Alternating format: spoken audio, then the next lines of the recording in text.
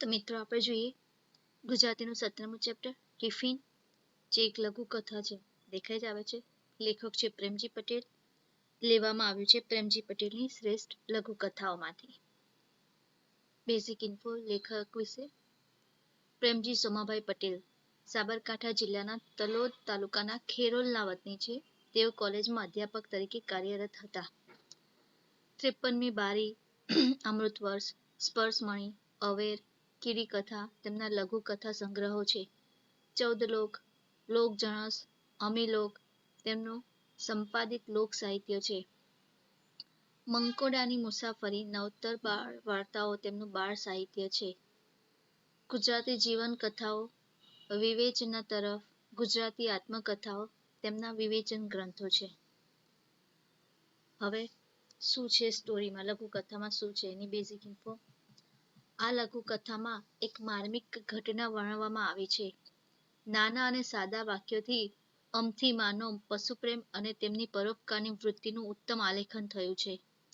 જમણવાર પ્રસંગે પ્રૌઢો માટે ટિફિન આપવાનું છે, છતાં અમથીમાં રોટલા ઘડતા દેખાય છે. તેથી લેખક અકળાય છે, પરંતુ અમથીમાં જુદી રીતે વિચારે છે. ગાય અને કૂતરી શું ખાશે? લઘુકથાનો વળાંક ત્યાં છે કે છતે કુટુંબી એકલવાયુ જીવન જીવતા અમથીમાં માટે તો આ પશુઓ જ તેમના પોતિકા હતા, કુટુંબી હતા. એક જ પ્રસંગમાં મનુષ્યના સંબંધો સચોટ રીતે પ્રગટ થાય છે, તે આ લઘુકથાની વિશેષતા છે. હવે આપણે વાર્તા જોઈએ.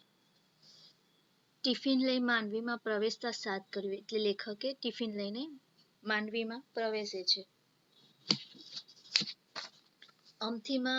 અમથીમાં જસ્ટ ઘર આગળ ઊંચી બેઠક હોય એવી માંડવી.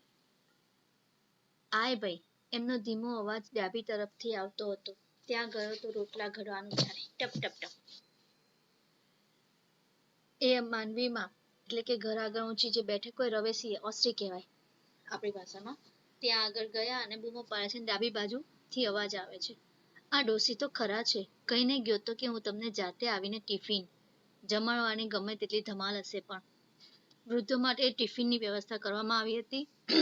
પોતે લેખક કહીને જાય છે અમથી માને કે હું આપવા આવીશ, તો પણ આ જાતે ગમે તેટલી ધમાલ હશે જમણવારની તો પણ આપવા આવીશ, તો પણ આ જાતે બનાવવા માંડ્યા. એક દિવસ પૂરતા તો ધુમાડાથી બચે, પણ અમથીમાં જેનું નામ મેં કહ્યું ખરું માજી, કહ્યું તો ખરું કે ટિફિન. તે સારું કર્યું. તો આ રોટલાનું વૈતરું શું કામ? આમાં બી અમુક વર્ડ્સ છે, અમુક સેન્ટેન્સીસ છે, યોગ્ય વિરામચિહ્નોમાં આવે. તેમણે મારી તરફ જોયું. વૈતરું એટલે મજૂરી, હળવાશથી કહે. હું એટલે હું ધરાઈ જાઉં, પણ આ સામે બેઠેલી કાળવી અને ગોરવી હમણાં આવશે. એ બંનેને શો જવાબ આપવાનો? કાળવી એટલે કૂતરી, એનું નામ કાળવી છે, અને ગોરવી એટલે ગાય. માજીનો ઈશારો ક્ષણિક વીત્યા બાદ સમજાયો કે કાળી કૂતરી અને ગોરી ગાયની વાત કરે છે. અટકીને આગળ કહે, બે જીવ નેહાકા નાખે તો મારું ખાધેલું.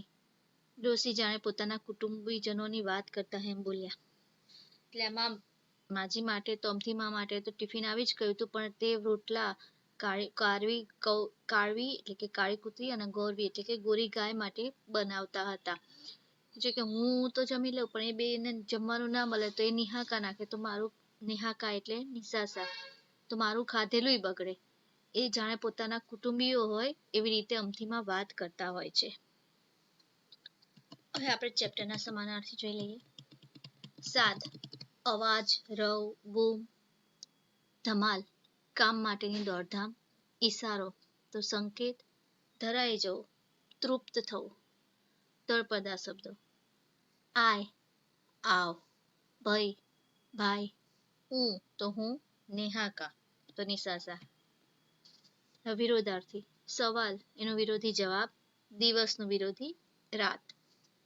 રૂઢિપ્રયોગ, લાગી આવવું, દુઃખ થવું, હૃદયમાં ઘા થવો, તીવ્ર દુઃખની અનુભૂતિ થવી.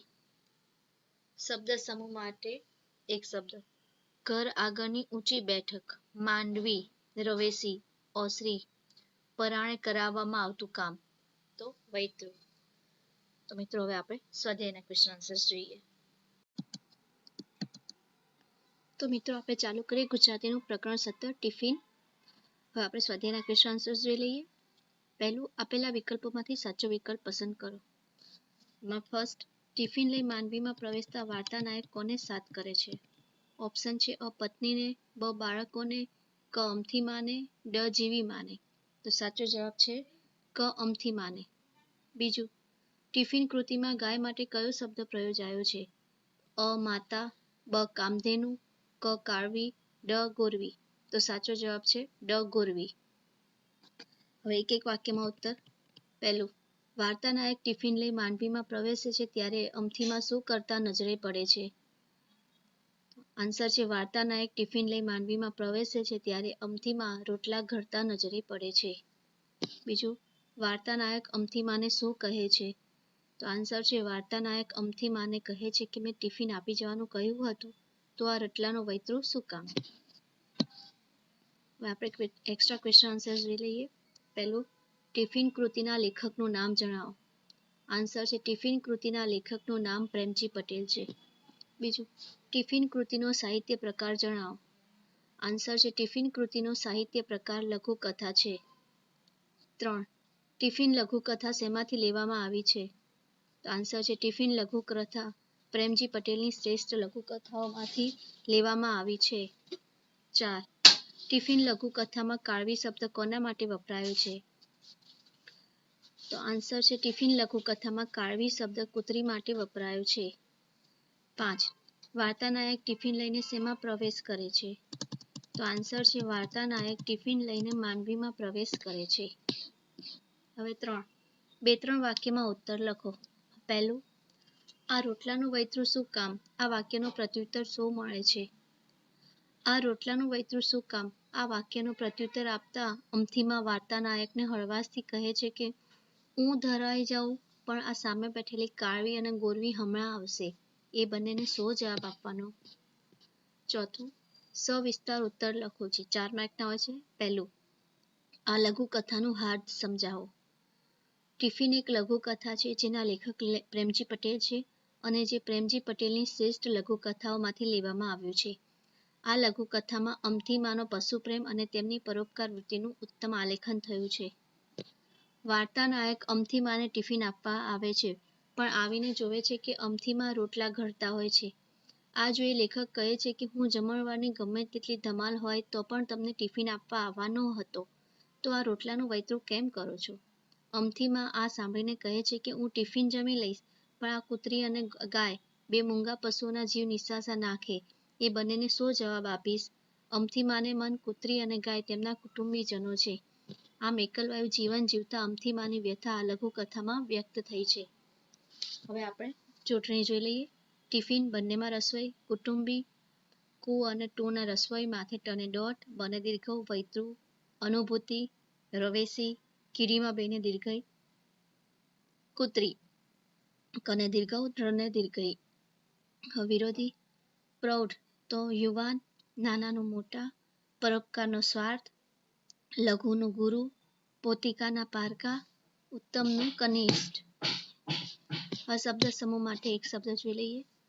પંખીઓને દાણા નાખવાની જગ્યા તો ચબૂતરો, 3 ફૂટ જેટલું માપ, વાર, નાટકની ભજવણી માટેનું સ્થાન, રંગમંચ. 4, જરૂરી ખર્ચ જ કરવું, કરકસર. તો મિત્રો અહીંયા આપણું 17મું ચેપ્ટર ટિફિન પૂરું થાય છે. જો આ તમને ચેપ્ટર ગમ્યું હોય તો please like, share and subscribe. Thank you.